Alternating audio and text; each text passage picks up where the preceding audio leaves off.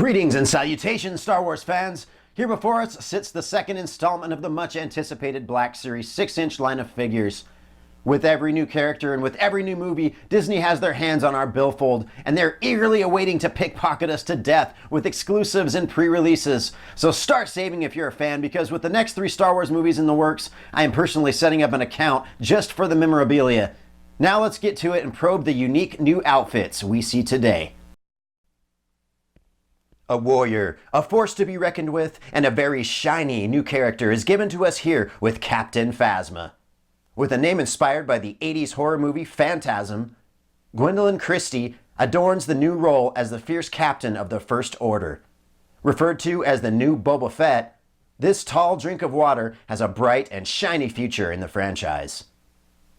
As we move along into our next character, the Guavian Enforcer, we may expect a trash-talking brute who reminds us of Deadpool, but instead we get a Death Gang Enforcer with a Disney-rated mouth. It may be as gangsta as Disney gets, but it's so damn cool nonetheless.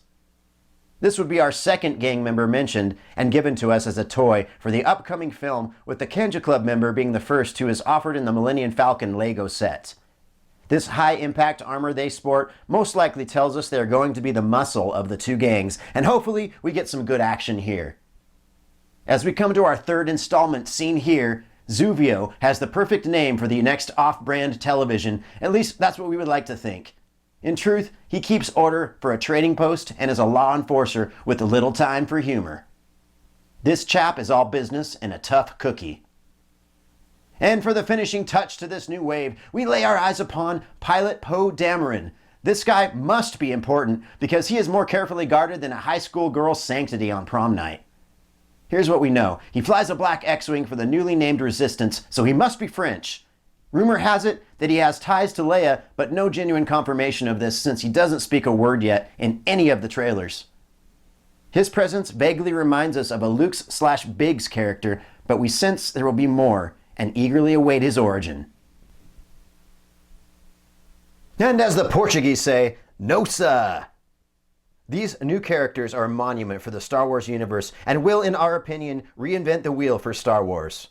Now let's take a brief look at the box detail on these new figures. Starting at the top, you get the Star Wars Black Series. Right at the very top, you got a nice opening that allows the light to come in. I really like that change they've done through the beginning waves of the Black Series. They never did that, but this wave did, and it's looking great so far. I love it. The black and red contrast you got right here between those two look fantastic as well. You got a dark silhouette of Phasma here, which is standard for the rest of the figures as well. They're doing those silhouettes, which are very cool on the side. You got the Captain Phasma down here, Hasbro logo. On the side here, you have an opening, and then it reads Captain Phasma in red, and it does say Phasma in gray on the side as well. On this side, you get a number 6 and a Captain Phasma underneath that. With the back, you do have a story. If you'd like to read that and pause that, you can. Right at the top, Star Wars Black Series number 6.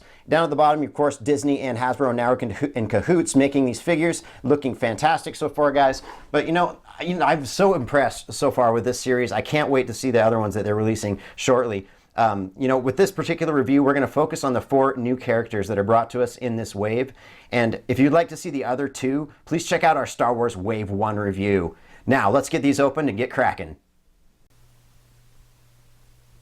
Hey guys, we're back, and what I've done here is I brought in some other figures to give you more of a movie-accurate feel as to what you may see in the new movie. In the trailers we've seen things like this where you see Kylo up front and then the troopers and are backed by Captain Phasma in the back. I really like that. This is the new Riot Trooper, of course. These are 2 First Order Stormtroopers and Phasma with Kylo Ren. Now the scale here is really nice, guys. The scale on the of course, the Stormtroopers are 6-inch. The Captain Phasma is to scale as far as the movie goes, at just under 7 inches there.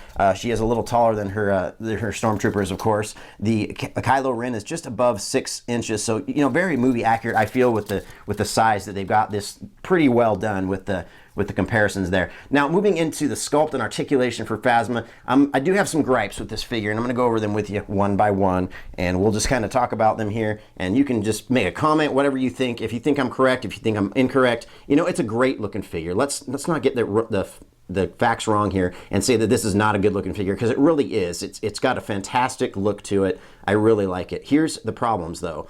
I don't like the fact that they didn't give us a shiny Phasma like the movie. I really wanted to see that in this scale.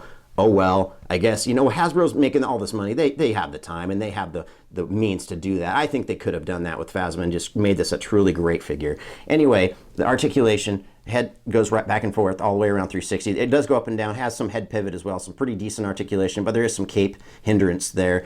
You can't move the head too much. The arms do move up all the way around 360. They move out. There is a rotation at the elbow here, and there is just a single jointed elbow bend actually. The wrists do move all the way around 360, and there is a hinge on that wrist on both sides. So decent articulation, not great, but decent. The torso does, you know, rotate all the way around 360. It does have some ab crunch to the front and to the back, not much, but just a little bit. Here's my next gripe. Going into the cape, it's just a solid molded cape here. Now, we're not getting a cloth cape, which is really what I wanted to see with some red stitching through here. Again, Hasbro could have done that. Not too much more time on their part. But let's get away from all the bad things and just go into the figures, that's good about the figure. The overall look is really nice, and I do like the fact that they got the scale correct. That's awesome. Here's my gun gripe. Now, I do like the sculpt of the gun. I think it looks fantastic. It looks really nice on both sides. You can see they did a little bit of paint work there on it with the black and the champagne look there. To be more movie accurate, though, and this is what I thought they could have done with the gun, they could have made it a little bit more gold looking, like this. You know, this is the Jakks Pacific Captain Phasma gun, and I repainted this to look more movie accurate. I think this looks a lot better than this champagne look, and I think it's more movie accurate as well. Here's the other side. As you can see, I took a lot of time painting this gun to look a lot better than it did when it first came from the store. So if they would have done that more of a goldish feel with this gun, I would have been happier, I think. I like a lot of things about this figure, but there are some things I don't like. You know, I think the Stormtroopers have more of a slender look through their hips than this one does, and this is supposed to be the female of the group, so I'm not sure why they gave her a bulkier hip area as well. I didn't really care for that. You know, it's okay, but I'm not a huge fan. The legs do move out, not very far. It does have double jointed knee bends, which is nice. I do like that. The feet do have the ankle pivot, of course. There's peg holes at the bottom of the feet with a little serial number there.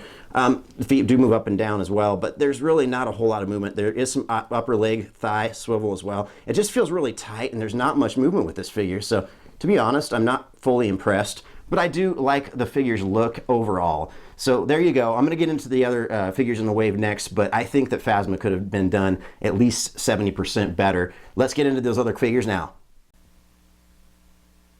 Hey, we're back and talking about the second installment of Wave 2 of the Star Wars Black Series, The Force Awakens. And here is where the wave really starts to shine, guys. This part of the wave looks great, and we're going to go over the figures with you one by one on this one. So starting with the Guavian Enforcer here on the very far left. Wow, he looks great, guys. Look at this. Look at all this sculpted detail they have done with this figure. Even the most minute details are taken care of on this guy. They've painted these little tiny buckles here, and you got the silver, and you got the red, and you got the black, and it looks great. Fantastic. There's this little symbol here on the side of his wrist, some kind of a Guavian symbol there. I like the fact this guy was named after a fruit, because I thought his head really does resemble a guava. So anyway, this is really cool, guys. This looks fantastic. Look at all the detail on this guy. He looks great. All the wash over that red looks great. His weapons, as you can see, there's a little bit of paint detail on those weapons to give it more of a Warren feel. I really like that. I dig that. I do kind of like the second weapon a little bit better. This little Tommy gun, futuristic Tommy gun looking thing. This is sweet, guys. Really nice looking figure. The articulation is very standard for the Black Series, although with some of the extra stuff here on the Guavian Enforcer, it's a little tougher to manipulate him and move him around, but I don't care. He looks great. He's a good looking figure. Moving into Constable Zuvio, there is no exceptions here as well. This guy looks great. Look at the weapon. Look at how much different paint details they've done with this thing. They got a brown down here. They got a silver here with a little bit of shine to it. Then they got a darker gray with the paint variants right here on the staff. And then they have the very top of the blade, which looks great as well. Look at that paint. It just shines and it looks great. Fantastic job. Now the wash over the wrist here, you can see it looks really nice, as well as the helmet. They did the same type of feel with that silver wash. Looks great. Look at the detail, man. Zuvio's looking fantastic. I like these little extra things they got going on his head up here. It looks great. The backpack was really impressive as well. And as we look at that, you can see it's kind of got a battle-worn feel to it.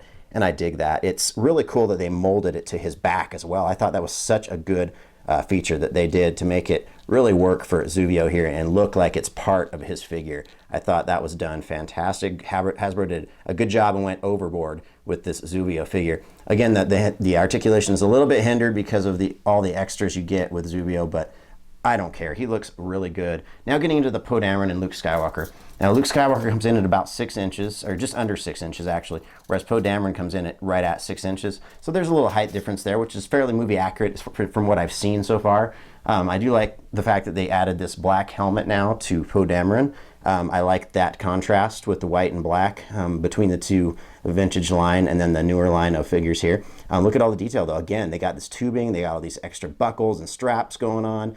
The gun is fairly standard, but it does have a holster that you can put it in, so that's a very good feature, very good plus. He does come with the fleshy hands here that have articulation on the wrist hinge, and they do swivel all the way around 360. You get 2 of those hands, obviously, that they work on Poe Dameron quite nicely. I like all the extra detail, though, on these figures. Man, look at this bullet pouch, this bullet little thing around his leg.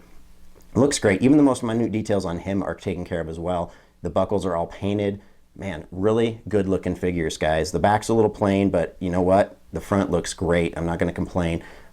Getting into Poe Dameron and his exclusive from Target, his Target exclusive had this white helmet it came with, which is a really cool option. You can replace this out with the other Poe Dameron, and it looks good on him as well as the other Poe Dameron as well. So good option that you can do with this exclusive figure here. The gun looks really nice. They have some good paint detail on that, and I think that actually the regular Poe Dameron in this wave looks a little better than the exclusive, but I think that the exclusive is a nice option to have if you're going to be posing these guys and setting them up. So excellent across the board. I really do like the second part of this wave. I wish they would have put more effort into the Phasma like they did these ones. So let's get into the grading next for you.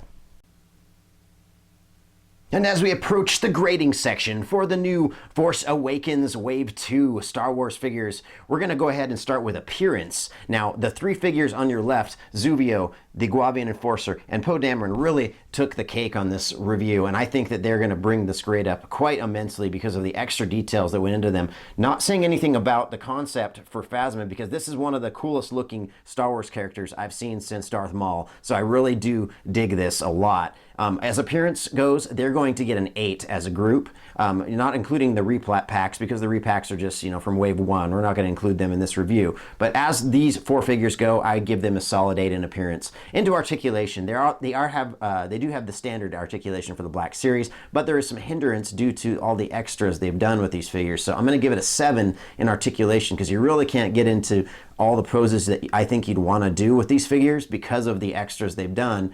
But at the same time, it doesn't bother me too much because I'm more of an appearance-based guy myself. So articulation, they do get a 7. But in durability, they're really good. I think this is their best category. Nothing felt like it was going to break here as I was moving them around. I really liked the durability and the feel of these figures. So they get a 9 in durability. And into collectability, you got to have the set. For any Star Wars collector and enthusiast, you got to have these main characters, especially Phasma is a must-have for the sets, obviously. So we're going to give that an 8 in collectability. And then for the overall score of this group today, they get a solid 8. Thank you for tuning in once again to review the channel that gives you the most for your well-placed subscriptions. In the month of December, we will have another Toy Room tour for you this year of 2015, so please check that out to see how we've grown. If you would like to see us and our products on eBay, you can visit our page at G1 Toys 2015. The everlasting G1 lesson of the day is no matter how much we spend on the next best toy, welfare will always be there to lift us up when we fall. Thanks for fighting off the resistance with us here at G1. Salute Captain Phasma and channel your inner toy.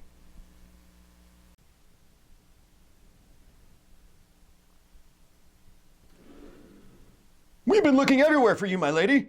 There's a giant chrome version of you destroying the town. That's impossible. There's no version of me in that scale with chrome attire. Haven't you watched the Captain Phasma makeover on G1 Toys? It's all over YouTube. No, sorry. I've been a little busy commanding a legion of troops. And call me Doctor. It's respectful. Okay, so about the monster? I will deal with her. Fetch me Zuvio, peasant. Yes, Captain. I mean, Doctor. I wonder if he realizes he has a red birthmark smack dab in the middle of his face.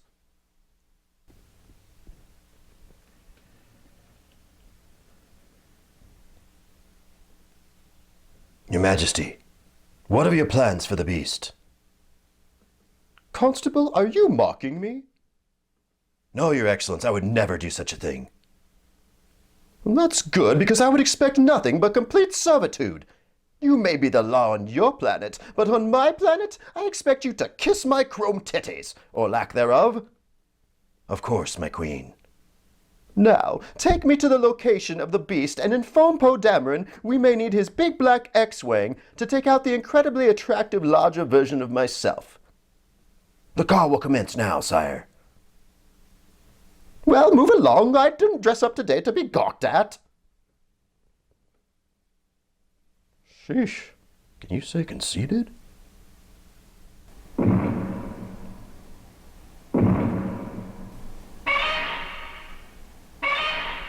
How dare you try to outdress me! I am Captain Phasma! Die, you insipid copycat! Troops, concentrate firepower on her exhaust port, and I'll aim for her intake manifold.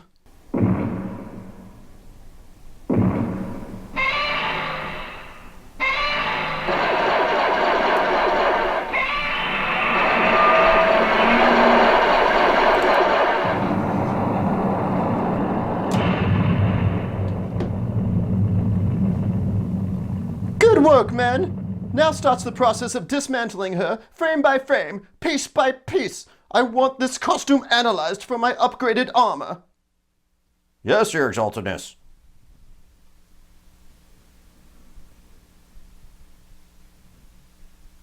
That's a huge bitch.